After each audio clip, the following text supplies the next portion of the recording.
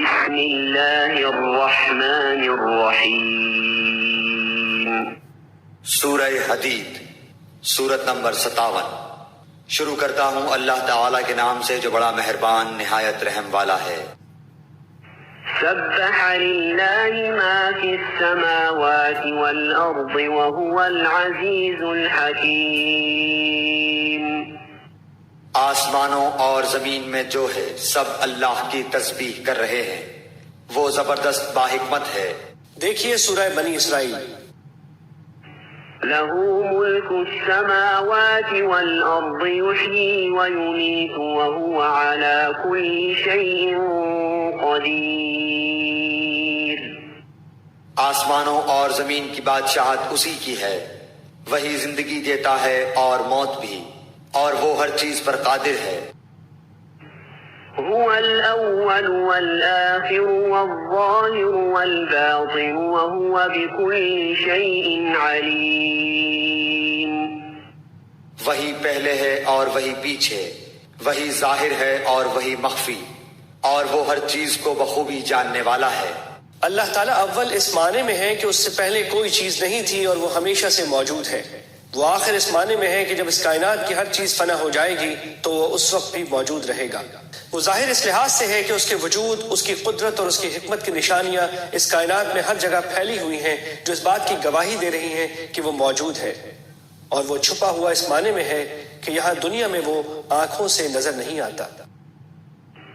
هو الذي خلق السماوات والأرض في 6 أيام ثم استوى على العرش يعلم ما يلج في الأرض وما يخرج منها وما ينزل من السماء وما يعرج فيها وهو معكم أينما كنتم واللہ بما تعملون بصیر۔ وہی ہے جس نے آسمانوں اور زمین کو 6 دن میں پیدا کیا، پھر عرش پر مستوی ہو گیا۔ وہ خوب جانتا ہے اس چیز کو جو زمین میں جائے اور جو اس سے نکلے، اور جو آسمان سے نیچے آئے اور جو کچھ چڑھ کر اس میں جائے، اور جہاں کہیں تم ہو وہ تمہارے ساتھ ہے، اور جو تم کر رہے ہو اللہ دیکھ رہا ہے۔ تشریح کے لیے دیکھیے سورہ اعراف، سورہ یونس اور سورہ رعد۔ یہی حقیقت قرآن کریم نے سورہ طٰہٰ، سورہ فرقان، سورہ تنزیل السجدہ اور سورہ حامیم السجدہ میں بھی بیان فرمائی ہے۔ لہ ملک السماوات والارض وإلی اللہ ترجع الامور۔ آسمانوں کی اور زمین کی بادشاہی اسی کی ہے اور تمام کام اسی کی طرف لوٹائے جاتے ہیں۔ یولج اللیل فی النہار ویولج النہار فی اللیل وہو علیم بذات الصدور۔ وہی رات کو دن میں لے جاتا ہے اور وہی دن کو رات میں داخل کر دیتا ہے، اور سینوں کے بھیدوں کا وہ پورا عالم ہے۔ سورہ آل عمران میں اس کی تشریح گزر چکی ہے، مزید دیکھیے سورہ حج، سورہ لقمان اور سورہ فاطر۔ آمنوا باللہ ورسولہ وانفقوا مما جعلکم مستخلفین فیہ فالذین آمنوا منکم وانفقوا لهم اجر کبیر۔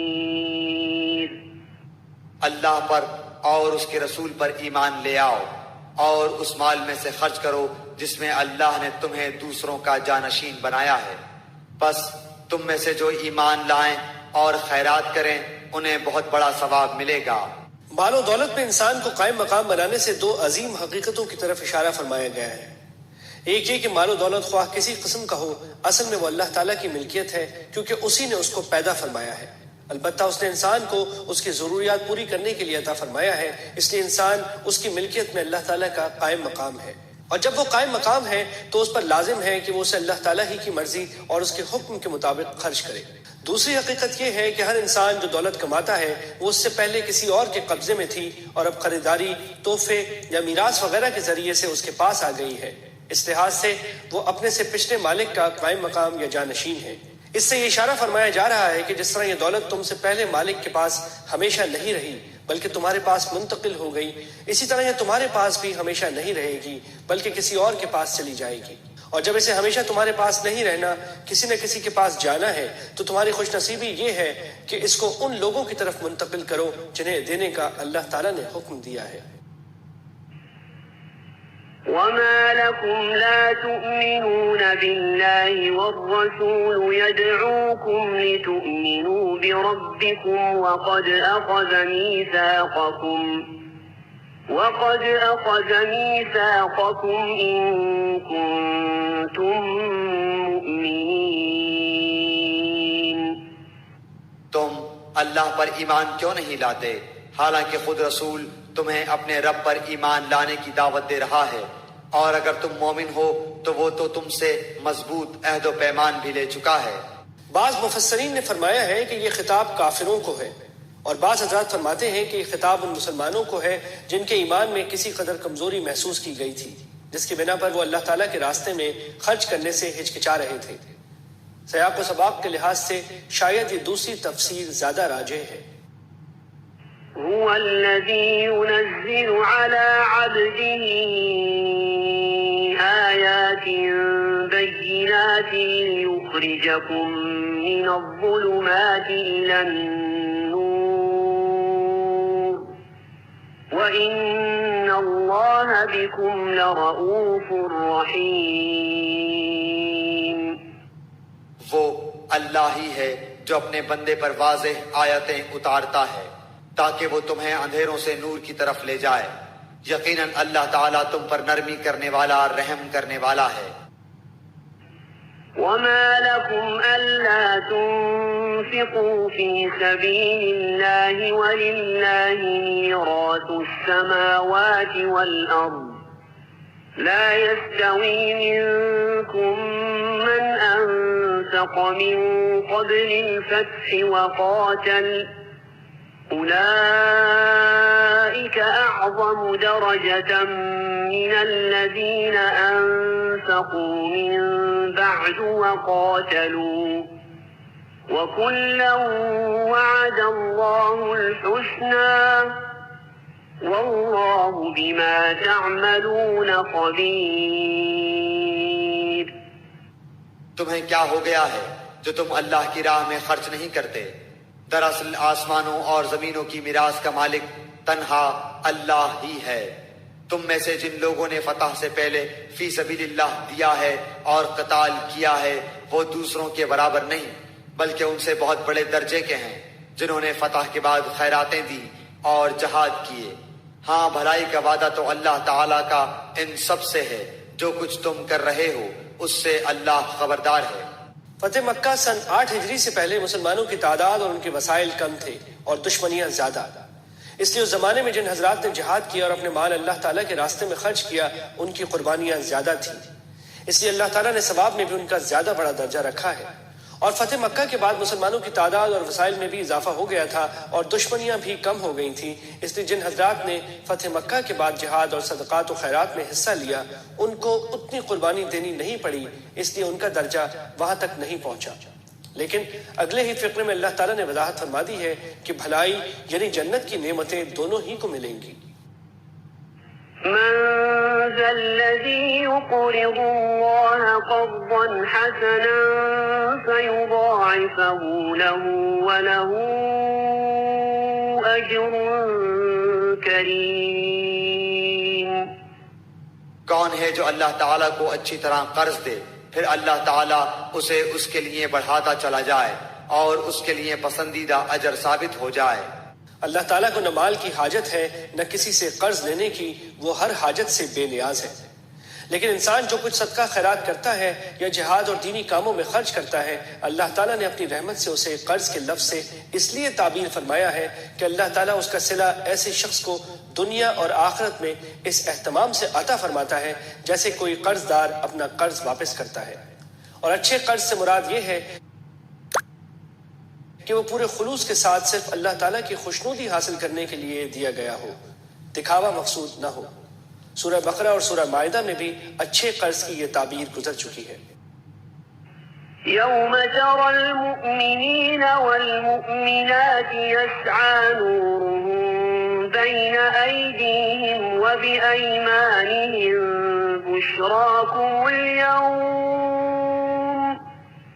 بشراكم اليوم جنات تجري من تحتها الأنهار خالدين فيها ذلك هو الفوز العظيم۔ قیامت کے دن تو دیکھے گا کہ مومن مردوں اور عورتوں کا نور ان کے آگے آگے اور ان کے دائیں دوڑ رہا ہوگا۔ آج تمہیں ان جنتوں کی خوشخبری ہے جن کے نیچے نہریں جاری ہیں، جن میں ہمیشہ کی رہائش ہے، یہ ہے بڑی کامیابی۔ اس سے مراد غالباً وہ وقت ہے جب تمام لوگ پل صراط سے گزر رہے ہوں گے، وہاں ہر انسان کا ایمان اس کے سامنے نور بن کر اسے راستہ دکھائے گا۔ يوم يقول المنافقون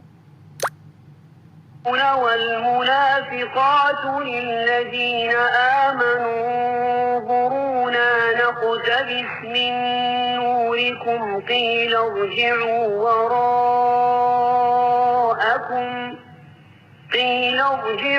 وراءكم فالتمسوا نورا فضرب بينهم بسور له باب باطنه فيه الرحمة وظاهره من قبله العذاب۔ اس دن منافق مرد عورت ایمان والوں سے کہیں گے کہ ہمارا انتظار تو کرو کہ ہم بھی تمہارے نور سے کچھ روشنی حاصل کر لیں۔ جواب دیا جائے گا کہ تم اپنے پیچھے لوٹ جاؤ اور روشنی تلاش کرو، پھر ان کے اور ان کے درمیان ایک دیوار حائل کر دی جائے گی جس میں دروازہ بھی ہوگا، اس کے اندرونی حصے میں تو رحمت ہوگی اور باہر کی طرف عذاب ہوگا۔ منافق لوگ چونکہ دنیا میں اپنے آپ کو مسلمان ظاہر کرتے تھے، اس لیے شروع میں وہ آخرت میں بھی مسلمانوں کے ساتھ لگ جائیں گے، لیکن جب حقیقی مسلمان تیزی سے آگے نکل جائیں گے تو ان کے ساتھ وہ نور بھی آگے بڑھ جائے گا اور منافق لوگ اندھیرے میں پیچھے رہ جائیں گے۔ اس وقت وہ اپنی ظاہری طور پر مسلمان ہونے کا حوالہ دے کر آگے جانے والے مسلمانوں کو آوازیں دیں گے کہ ذرا ہمارا انتظار کر لو تاکہ تمہارے نور سے ہم بھی فائدہ اٹھا سکیں۔ یعنی یہ فیصلہ پیچھے ہو رہا ہے کہ کس کو نور ملے کس کو نہ ملے، اس لیے پیچھے جا کر نور حاصل کرنے کی درخواست کرو۔ ينادونهم ألم نكن معكم قالوا بلى ولكنكم فتنتم أنفسكم وتربصتم وارتبتم وغرتكم الأماني حتى جاء أمر الله وغركم بالله الغرور۔ یہ چلا چلا کر ان سے کہیں گے کہ کیا ہم تمہارے ساتھ نہ تھے؟ وہ کہیں گے کہ ہاں تھے تو صحیح، لیکن تم نے اپنے آپ کو فتنے میں پھنسا رکھا تھا اور انتظار میں ہی رہے اور شک و شبہ کرتے رہے، اور تمہیں تمہاری فضول تمناؤں نے دھوکے میں ہی رکھا یہاں تک کہ اللہ کا حکم آ پہنچا، اور تمہیں اللہ کے بارے میں دھوکہ دینے والے نے دھوکے میں ہی رکھا۔ یعنی اس انتظار میں رہے کہ کب مسلمانوں پر کوئی مصیبت آئے اور ہم کھلے بندوں اپنے کفر کا اظہار کریں۔ منافقین اس انتظار اور آرزو میں تھے کہ مسلمانوں کو ان کے دشمنوں کے ہاتھوں شکست ہو جائے اور معاذ اللہ اسلام کا بالکل خاتمہ ہی ہو جائے۔ فَالْيَوْمَ لَا يُؤْخَذُ مِنكُمْ فِدْيَةٌ وَلَا مِنَ الَّذِينَ كَفَرُوا مَأْوَاكُمُ النَّارُ هِيَ مَوْلَاكُمْ وَبِئْسَ الْمَصِيرُ۔ الغرض آج تم سے نہ فدیہ اور نہ بدلہ قبول کیا جائے گا اور نہ کافروں سے، تم سب کا ٹھکانہ دوزخ ہے، وہی تمہاری رفیق ہے اور وہ برا ٹھکانہ ہے۔ أَلَمْ يَأْنِ لِلَّذِينَ آمَنُوا تخشع قلوبهم لذكر الله وما نزل من الحق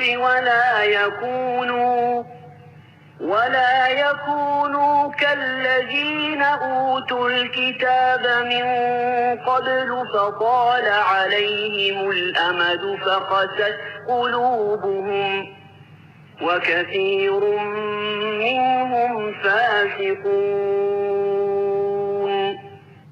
کیا اب تک ایمان والوں کے لیے وقت نہیں آیا کہ ان کے دل ذکر الہی سے اور جو حق اتر چکا ہے اس سے نرم ہو جائیں اور ان کی طرح نہ ہو جائیں جنہیں ان سے پہلے کتاب دی گئی تھی، پھر جب ان پر ایک زمانہ دراز گزر گیا تو ان کے دل سخت ہو گئے اور ان میں سے بہت سے فاسق ہیں. اعلموا ان اللہ یحیی الارض بعد موتها قد بينا لكم الآيات لعلكم تعقلون. یقین مانو کہ اللہ ہی زمین کو اس کی موت کے بعد زندہ کر دیتا ہے. ہم نے تو تمہارے لیے اپنی آیتیں بیان کر دیں تاکہ تم سمجھو. یعنی جن مسلمانوں سے اب تک کچھ غلطیاں ہوئی ہیں اور وہ اپنے ایمان کے تمام تقاضے پورے نہیں کر سکے، انہیں مایوس نہیں ہونا چاہیے. جس طرح اللہ تعالیٰ مردہ پڑی ہوئی زمین کو زندگی بخشتا ہے، اس طرح وہ توبہ کرنے والوں کی توبہ قبول فرما کر انہیں بھی نئی زندگی بخش دیتا ہے. ان المصدقین والمصدقات واقرضوا اللہ قرضا حسنا يضاعف لهم ولهم أجر كريم.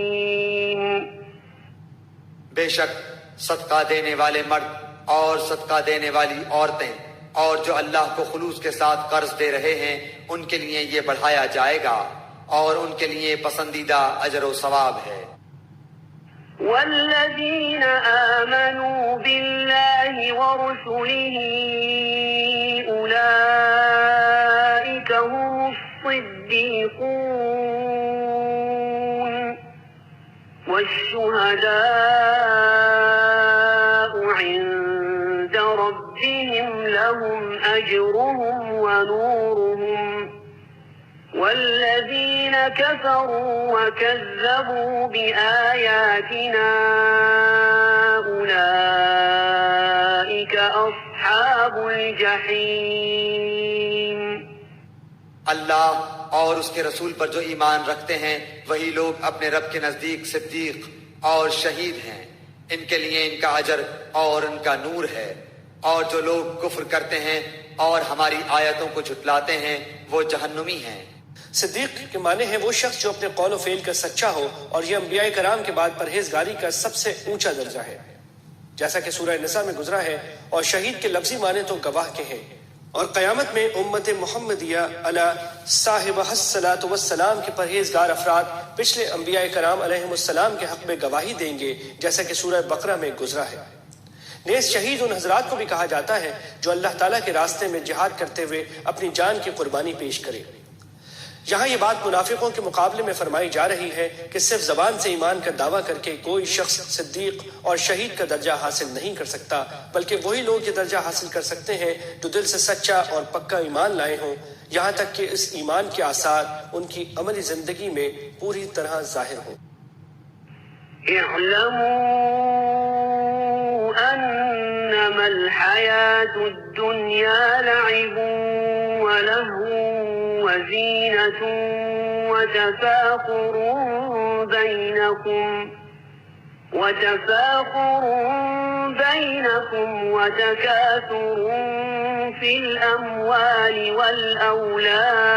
والأولاد كمثل غيث أعجب الكفار نباته ثم يهيج فتراه مصفرا ثم يكون حطاما وفي الآخرة عذاب شديد ومغفرة من الله ورضوان وما الحياة الدنيا إلا متاع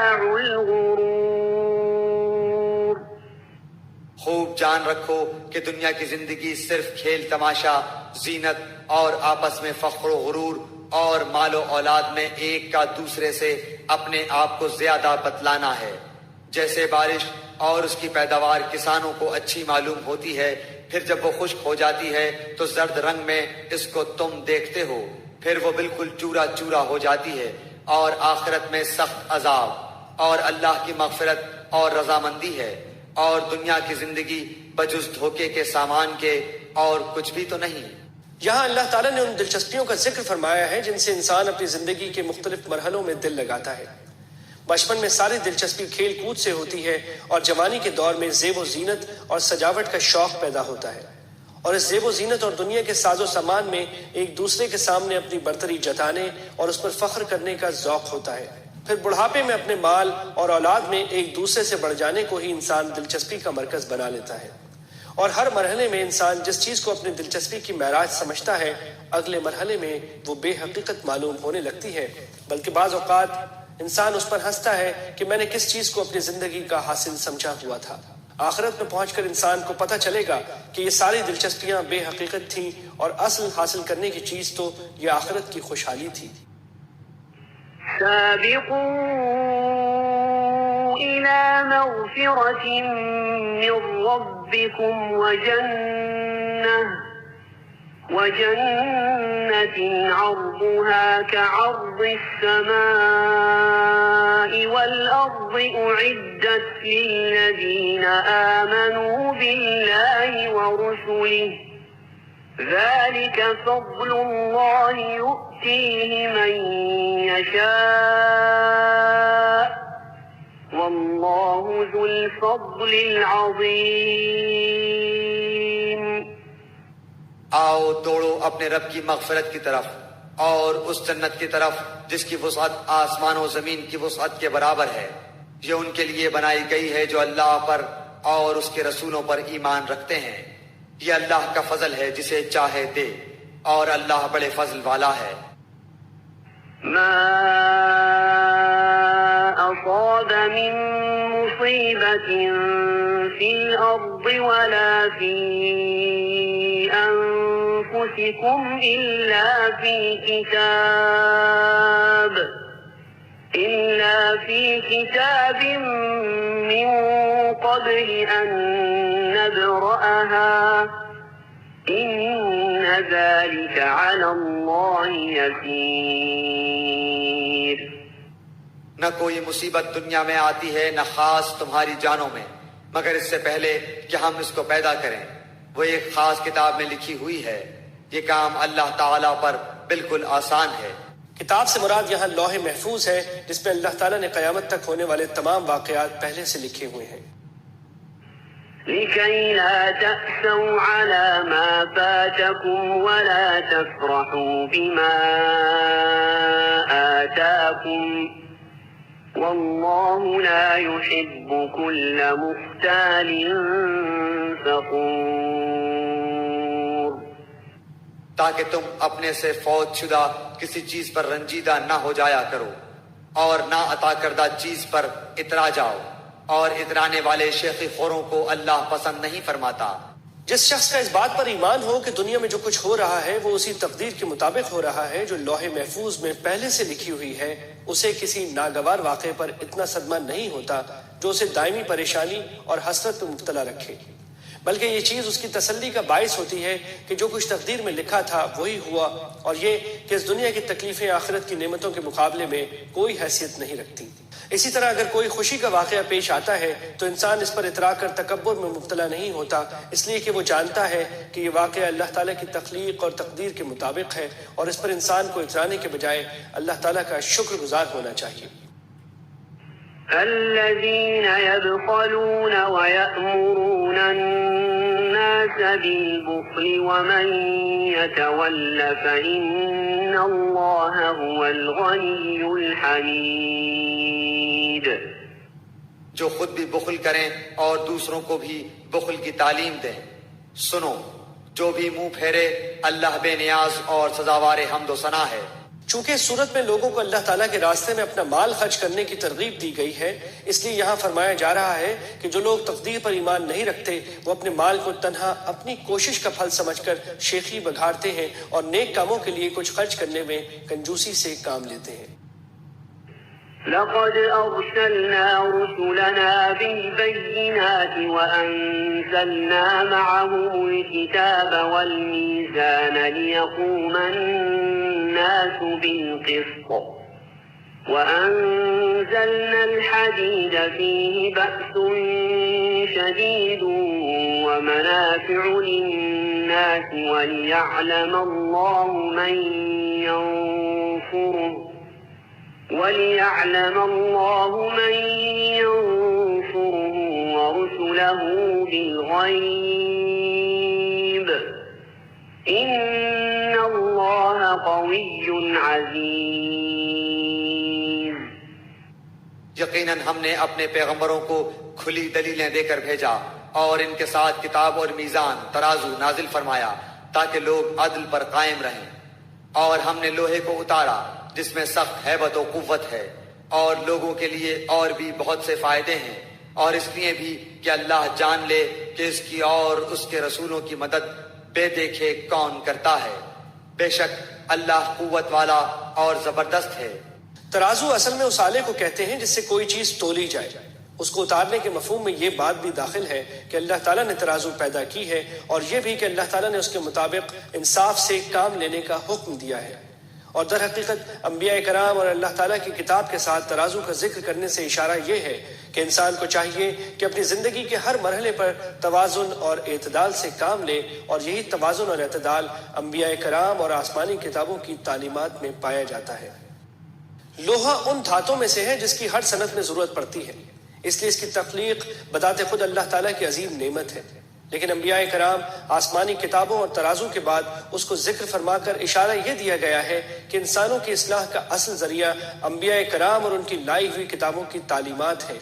ان پر ٹھیک ٹھیک عمل ہو جائے تو دنیا میں انصاف قائم ہو سکتا ہے، لیکن شر کی بہت سی طاقتیں ایسی ہیں جو ان تعلیمات سے سدھرنے کے بجائے بگڑی ہی رہتی ہیں اور انصاف قائم کرنے کے بجائے فساد پھیلاتی ہیں۔ ان کی سرکوبی کے لیے اللہ نے لوہا اتارا جس سے جنگی طاقت کا سامان تیار ہوتا ہے، اور آخر میں جہاد کے لیے اسے استعمال کرنا پڑتا ہے۔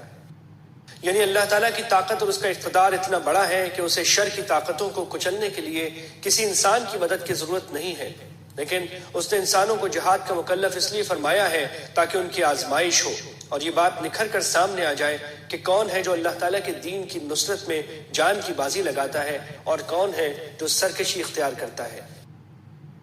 وَلَقَدْ أَرْسَلْنَا نُوحًا وَإِبْرَاهِيمَ وَجَعَلْنَا فِي ذُرِّيَّتِهِمَا النُّبُوَّةَ وَالْكِتَابَ فَمِنْهُمْ مُهْتَدٍ وَكَثِيرٌ مِّنْهُمْ فَاسِقُونَ۔ بے شک ہم نے نوح اور ابراہیم علیہ السلام کو پیغمبر بنا کر بھیجا، اور ہم نے ان دونوں کی اولاد میں پیغمبری اور کتاب جاری رکھی، تو ان میں سے کچھ تو راہ یافتہ ہوئے اور ان میں سے اکثر بہت نافرمان رہے۔ ثم قفينا على آثارهم برسلنا وقفينا بعيسى ابن مريم وآتيناه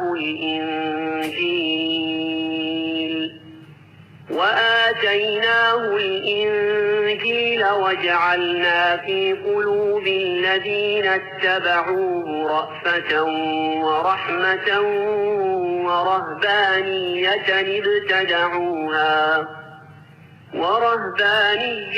ابتدعوها ما كتبناها عليهم إلا ابتغاء رضوان الله فما رعوها حق رعايتها فآتينا الذين آمنوا منهم أجرهم وكثير منهم فاسقون۔ ان کے بعد پھر بھی ہم اپنے رسولوں کو پے در پہ بھیجتے رہے، اور ان کے بعد عیسیٰ ابن مریم علیہ السلام کو بھیجا اور انہیں انجیل عطا فرمائی، اور ان کے ماننے والوں کے دلوں میں شفقت اور رحم پیدا کر دیا۔ ہاں، رہبانیت ترک دنیا تو ان لوگوں نے از خود ایجاد کر لی تھی، ہم نے ان پر اسے واجب نہ کیا تھا سوائے اللہ کی رضا جوئی کے، سو انہوں نے اس کی پوری رعایت نہ کی۔ پھر بھی ہم نے ان میں سے جو ایمان لائے تھے انہیں ان کا اجر دیا، اور ان میں زیادہ تر لوگ نافرمان ہیں۔ یوں تو شفقت اور رحم دلی سارے ہی انبیاء کرام کی تعلیمات میں شامل رہی ہیں، لیکن حضرت عیسیٰ علیہ السلام کی تعلیمات پہ اس پر بہت زیادہ زور دیا گیا تھا، اور بظاہر ان کی شریعت میں جہاد اور قتال کے احکام بھی نہیں تھے، اس لیے ان کے متبعین میں شفقت و رحمت ہی کا پہلو بہت نمایاں تھا۔ رہبانیت کا مطلب ہے دنیا کی لذتوں سے الگ رہنا۔ حضرت عیسیٰ علیہ السلام کے آسمان پر اٹھائے جانے کے کافی عرصے بعد عیسائیوں نے ایک خانقاہی نظام ایسا بنایا تھا کہ جو لوگ اس میں داخل ہو جاتے وہ دنیا سے الگ تھلگ رہتے تھے، نہ شادی کرتے تھے، نہ دنیا کی کسی لذت میں حصہ لیتے تھے۔ ان کے اس خانقاہی نظام کو رہبانیت کہا جاتا ہے۔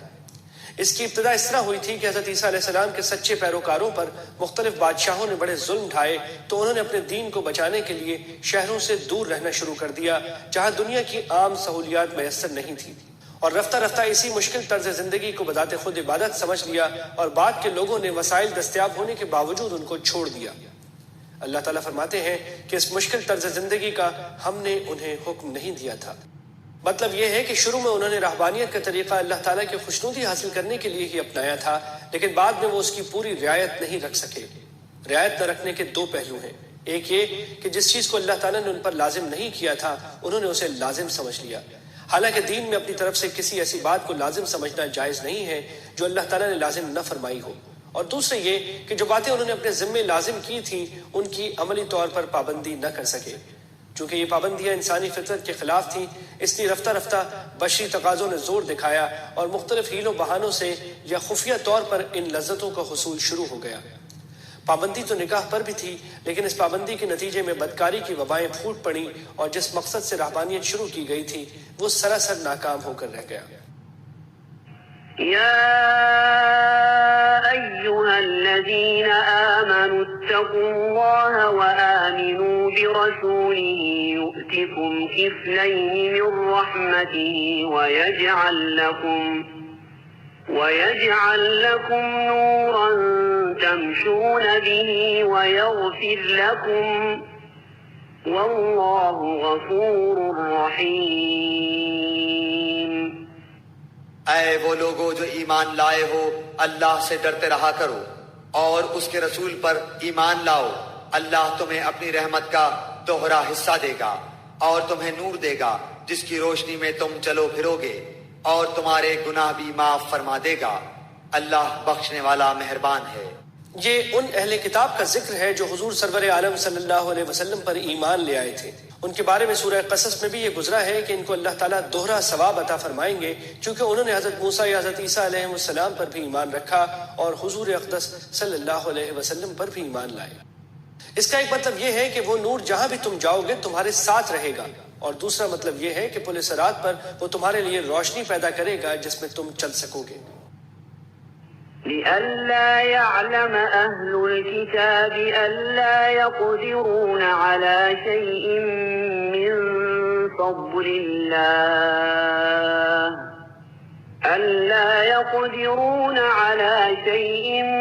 من فضل الله وأن الفضل بيد الله يؤتيه من يشاء والله ذو الفضل العظيم۔ یہ اس لیے کہ اہل کتاب جان لیں کہ اللہ کے فضل کے کسی حصے پر بھی انہیں اختیار نہیں، اور یہ کہ سارا فضل اللہ ہی کے ہاتھ ہے، وہ جسے چاہے دے، اور اللہ ہی ہے بڑے فضل والا۔ اس فقرے میں اہل کتاب کا تذکرہ فرماتے ہوئے دو اہم حقیقتوں کی طرف اشارہ کیا گیا ہے۔ ایک یہ کہ جو یہودی یا عیسائی حضرت صلی اللہ علیہ وسلم پر ایمان نہیں لائے تھے، ان میں ایک بڑی تعداد ایسے لوگوں کی تھی جو صرف اس حسد کے مارے ایمان سے محروم رہے کہ نبی آخر الزماں صلی اللہ علیہ وسلم بنو اسرائیل کے بجائے بنو اسماعیل میں کیوں بھیج دیے گئے۔ ان سے کہا جا رہا ہے کہ نبوت اللہ تعالیٰ کا فضل ہے، وہ جیسے چاہتا ہے عطا فرماتا ہے، یہ تمہارے اختیار کا معاملہ نہیں ہے کہ جس کو تم چاہو اسی کو دیا جائے۔ دوسری حقیقت یہ ہے کہ عیسائیوں میں ایک زمانے میں یہ طریقہ عام ہو گیا تھا کہ عیسائی پادری پیسے لے کر لوگوں کے لیے مغفرت نامے جاری کر دیتے تھے۔ وہ مغفرت نامہ مرنے والوں کے ساتھ ہی دفن کیا جاتا اور یہ سمجھا جاتا کہ مغفرت کے اس پروانے سے مردے کی بخشش ہو جائے گی۔ آیت کریمہ نے بتایا کہ اللہ تعالیٰ کا فضل کسی بندے کے اختیار میں نہیں ہوتا، یہ تمام تر اللہ تعالیٰ کے اختیار میں ہے کہ وہ کس کو اپنی مغفرت اور رحمت سے نوازے۔ واللہ سبحانہ و تعالی عالم۔